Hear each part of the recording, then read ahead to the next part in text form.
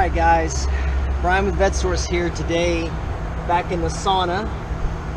Figured maybe we'd get a little cooler day today, but it turns out it's actually even hotter than it was yesterday. Yesterday was plenty hot. So with our heat index today, which for those of you not familiar with heat index, the meteorologist came up with a fancy way to add in the humidity factor and heat factor and multipliers and give us an index of the real field temperature. So while our thermometer says around 97, what we've really got with humidity levels and everything else, and I think that even adds in ozone layer that is thin or weak, we're closer to like 110.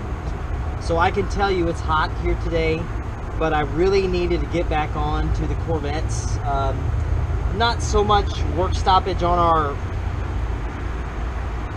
Formula 350. I'm just waiting on a few more things to come in so I can start getting it back together. So I figured this week what I would do is work on the orange flame car, and then we've got one more car, and of course both of them, since they're Corvettes, both of them need, you guessed it, brake work.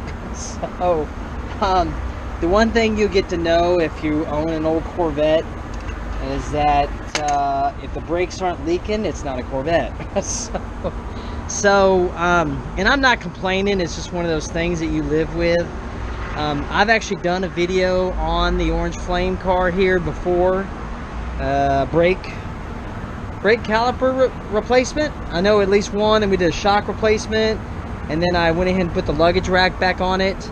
I've got no complaints. That car has really treated me well, like most Corvettes, if you just drive them. In fact, it's really a solid car. Now what I'm going to do today is I've got a failure. I've got a need now to replace not only the front left hard line, which you can see right there. I've also got a need to go ahead and replace the soft line going to the caliper. So I got my tools laid out over here in the shade on the side of the house so I don't broil. But I will say that, well, let me walk over. I'm going to give you a little viewpoint here. So if I haven't told the story before, this car here I picked up not by accident, simply because I'd known about it for several years. I used to buy my boxes at a little box store down the street when I'd ship my Corvette parts to people all over the country, all over the world. And I'd talk to the guy inside, and real nice guy. And every time I'd go in there, he once he found out I was dealing with Corvette parts, he said, "Oh yeah, my mother has a Corvette in the garage." I said, "Oh, that's cool." And he said, "Yeah, it's a 76. I go, "Well, okay." I said, "I like mid-70s Corvettes. I'm a child of the 70s. I said, they're really good-looking cars, but I don't chase them as much as I do some of the other Corvettes." So after about 6 months, he says, "Oh, it's in the garage." Another 6 months, "Yeah, it's on flat tires, hasn't been driven in a long time." Another 6 months, "Oh yeah, my mom and dad bought it brand new." And I went, "Oh, that's cool. It's an original owner." And this car has never ever been out of a 10-mile radius from where it was delivered from Chevrolet factory in St. Louis, or the Corvette factory in St. Louis, to where it is now. So mother and father were the original owners of this car. And then he says, about a few months later, I'm talking about it again, and I just was curious. I said, "What color is that car?" And he said, "Oh, it's really weird. It looks like a bottle of soda." I just apologize, it's dirty right now. And I said, wait. I said, "A bottle of soda?" I said, "You mean does it look like a bottle of Orange Crush?" And he goes, yeah, that's it. And for me, guys, this is probably, outside of yellows, orange is one of my favorite colors on these Corvettes. So I arranged to go look at it and check it out, and realized real quickly what I was looking at. And you can see here, this car has 59,995 miles. I'm about to turn over on it to 60,000, which I'll need to log that. But the orange was the thing, and it really wasn't anything wrong with it. It was just his mother had not driven it in many years. His father had passed, unfortunately, due to cancer, and the mother had it, and then she just didn't feel like messing with it anymore.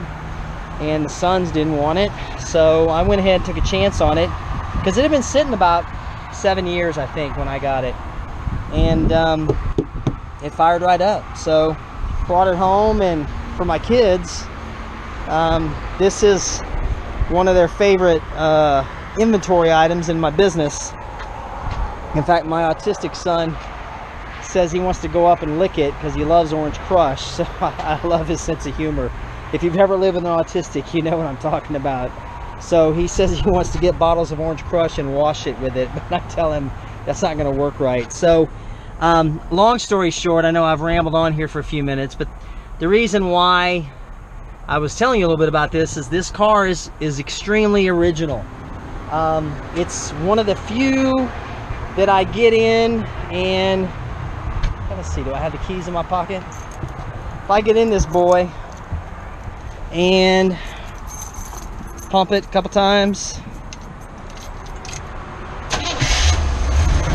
Now, I haven't started this car in like 2 weeks, guys. So this is one of the favorite Corvettes to just go cruise around in, because it's just so darn reliable, you know. Now, with that being said, it is a Corvette, so it wants to act persnickety every once in a while.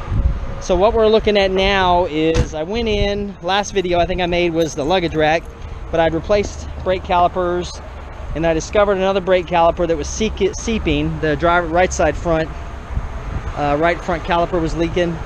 So I went ahead and I changed that. Well, then when I did, I realized how bad my brake hoses were in here. It's kind of a preview of them. They were cracked and damaged, but then I realized trying to get that brake hose off, that was easy to replace, but the hard line wouldn't come loose. So it just goes to show you that regardless of how much or how little mileage a car has on it, there's still going to be, oh, my emblem's coming off, I'll have to redo that. There's still going to be things that need to be attended to. So what I had to do today before I got started here on this video, I'm going to try to drag you guys in here with me so you can see what I'm doing, is this hard line did not want to come out. I actually had to cut it to get it out of there, from this side too, even from this proportioning valve, which is the same thing I was talking about on the Formula 350 the other day when I was taking the brake system apart. So this is where the proportioning valve is located on the Corvette. And you can see there's no corrosion underneath here. There is some undercoating, but we don't use salt on the roads or anything. And this thing just did not want to come out. So I had to use every tool at my disposal to get that sucker out of there, because it would have been in there for 44 years.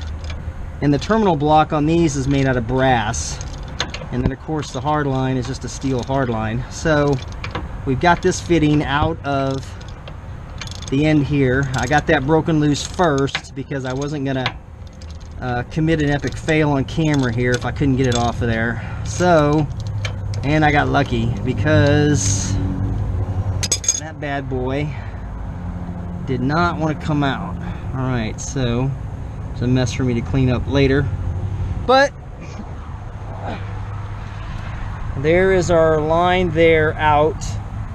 So we've got that mostly where we need it to be.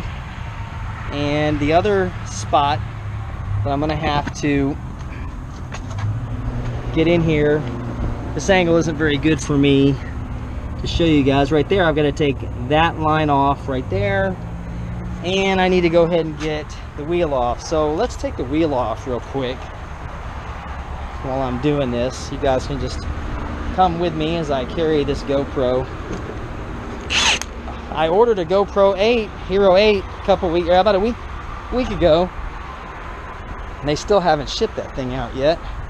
So we'll see how that works for taking stuff apart. So let's set this down here, get our camera angle right. Just bear with me, guys. Seems like I got almost more work to do with this than anything else. Alright, so I don't even know how well that's going to show you guys what I'm doing. So all I'm doing now, taking the tire, so we can get in here.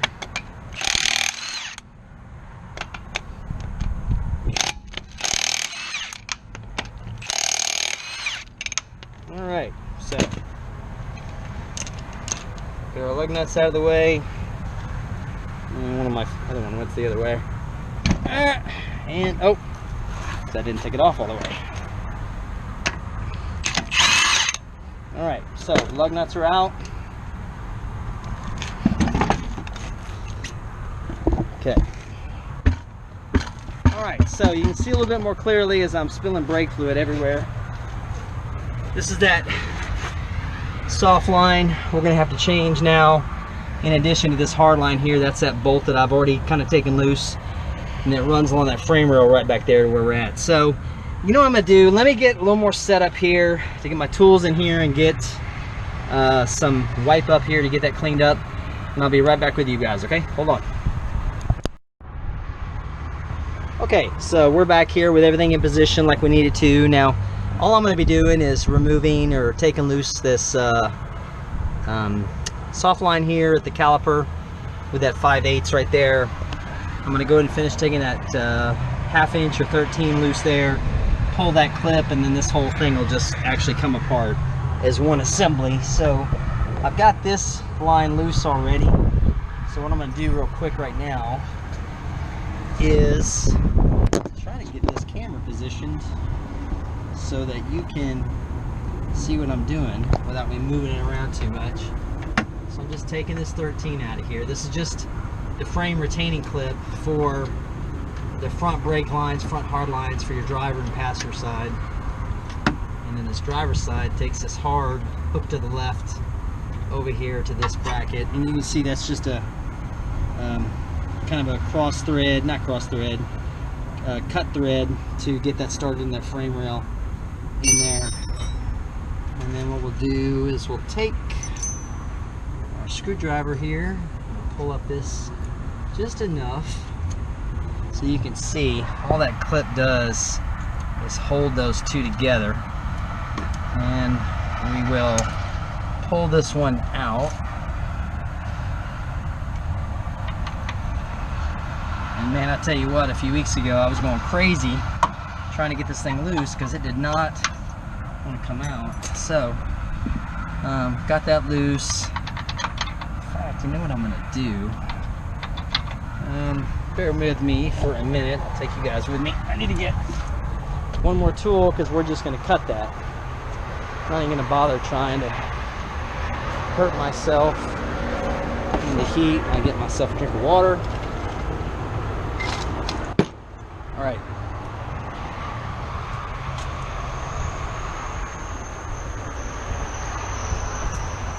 So odds are, if you're driving a 70s Corvette, it's gonna have this as a failure point. At one point in time, something's gonna happen to it, and then you're gonna have to deal with it. So, ooh, that's a lot of dirt. Okay. And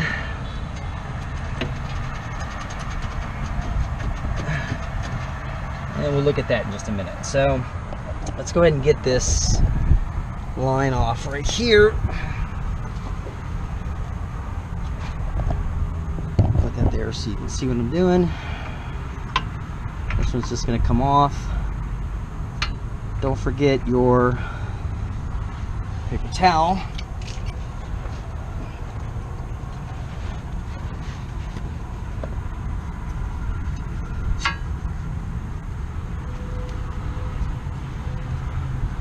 And there's also going to be, I don't know if my new line did not come with a copper fitting or the copper O-ring.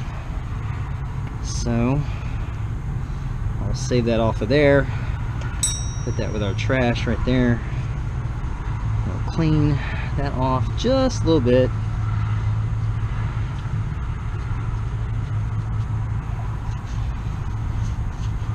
And we're going to pull our new line out.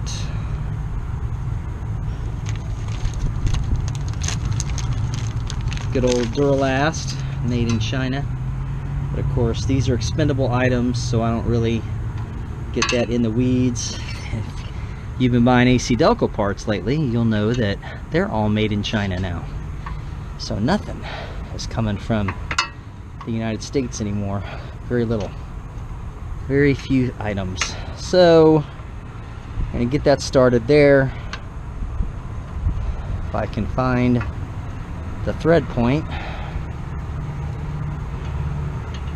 Come on, work with me.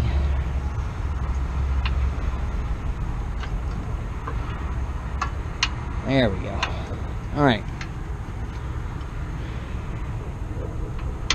Now, one thing about these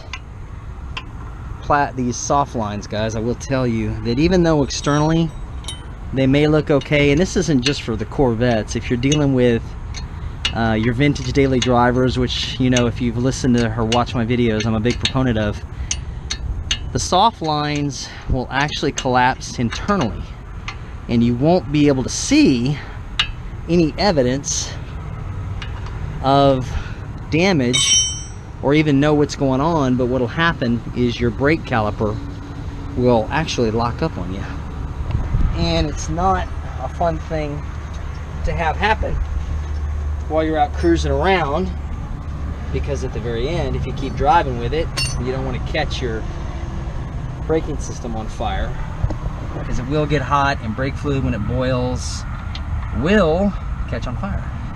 So we're gonna put that right there, leave it there, and we're ready. Okay, now I got to work on getting this other one out of the way. So let's see about if I'm gonna be able to do this on camera. Let's see where I can put this. I don't have as much room open under the hood like I did with the formula to do this, so I'm going to kind of squeeze my way underneath here and see what's still holding this in place. Let's see. So I accidentally let out my hose. It's keeping that from leaking everywhere. Let's see. Is there another? Oh yeah, there's another. Huh, okay.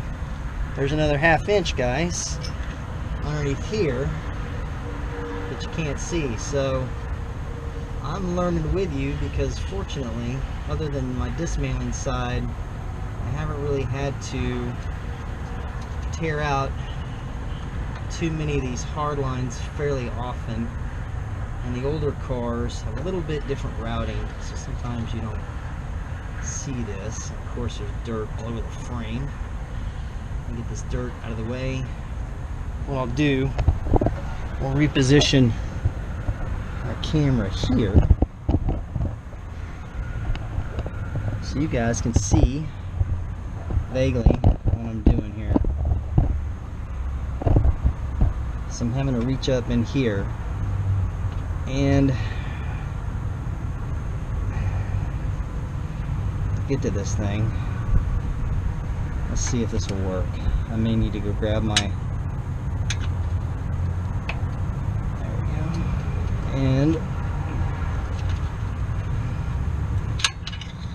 I can just get that on that rail, I'm doing where I can't really see it right now. I have the arm in here.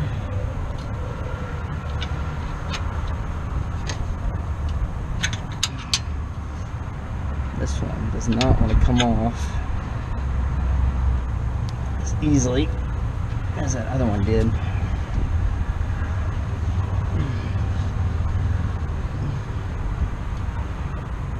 There we go. Awkward position to be sure, because for some reason they decided to be good citizens.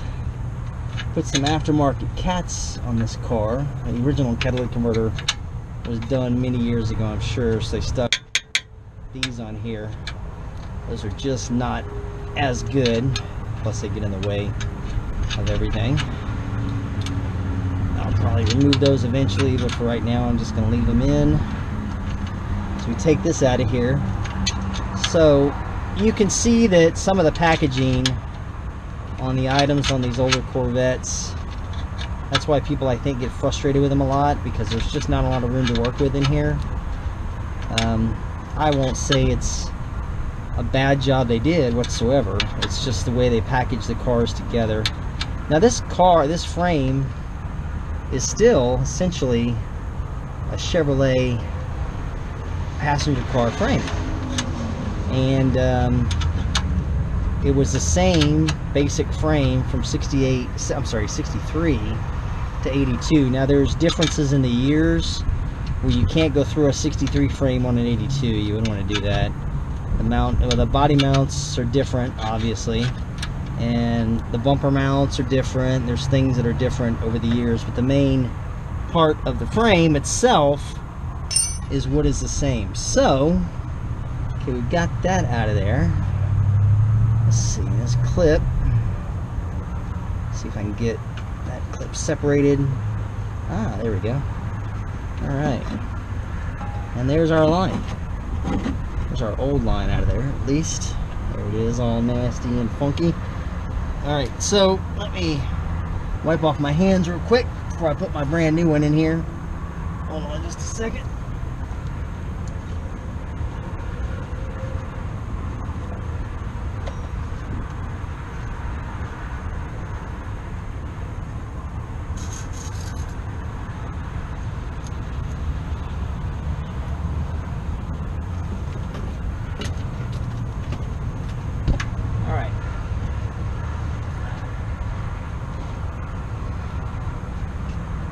See that pretty easily, just went where I needed it to go. Let's see if I can get my arm up on that other side. What we're gonna do, stick that in there. Try not to get any dirt in here. There we go. Try being the operative word here.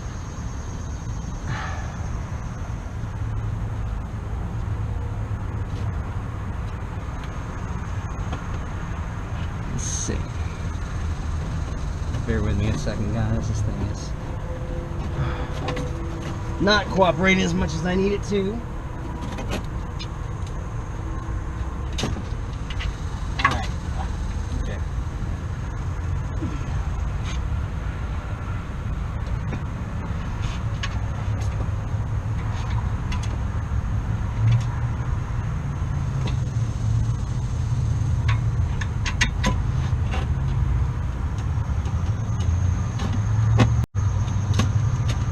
Okay, we're almost there.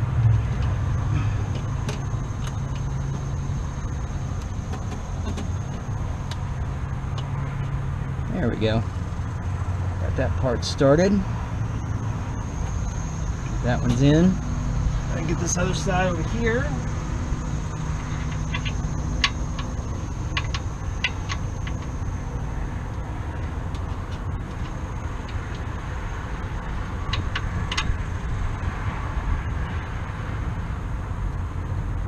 Okay. Alright. Now let's see if I can manage to get this in while we're on camera here, if I do this later. Looks like I've got it in the clip, which of course I can't see it. That said, rip that off just because. Really? Huh. You guys just didn't want to put an easy one to get out of there. Let's see if I can cut it out. There we go. Hopefully you guys can see what I'm doing. Otherwise, this is going to be one lousy video. I don't even know if I have the angle of this correctly, so that you can see it. I guess we'll find out. Okay, let's see. It's like I'm gonna have to fight. Well, maybe not. Wow, look at that. Can't believe it, guys. That thing went right back in there. Sometimes the gods are smiling on you.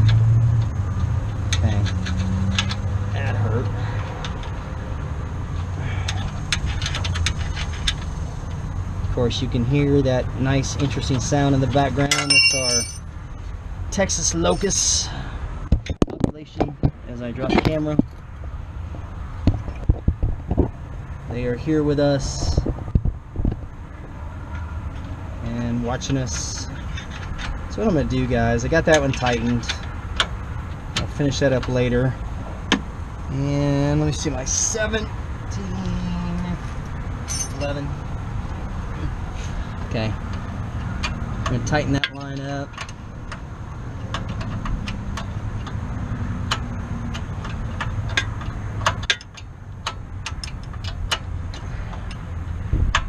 Alright, that one's tight. And we'll tighten up this end over here. This one is a 3/8. Use my line wrench for this.